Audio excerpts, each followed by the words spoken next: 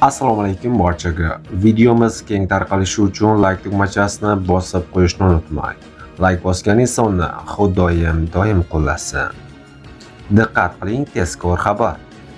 9-apreldan boshlab O'zbekistonning aksar hududlarida yomg'ir yog'ishi kutilmoqda.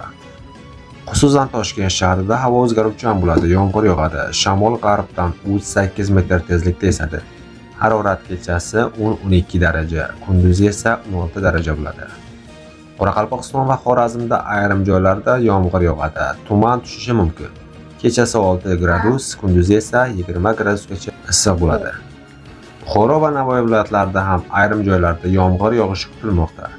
Harorat kechasi 8-13, kunduzi esa 15-20 daraja issiq bo'ladi.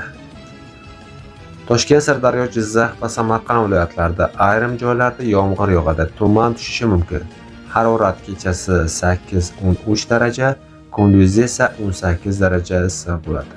Andijon, Namangan va Farg'ona viloyatlarida ham ayrim joylarda yomg'ir va momaqaldiroq kutilmoqda.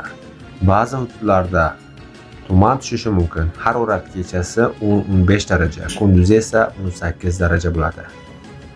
Muhim ogohlantirish: 9-dan 12 kunlari respublikaning tog' oldi va tog'li hududlarida juda kuchli sel, suv toshqinlari yuzaga kelishi mumkin bo'ladi.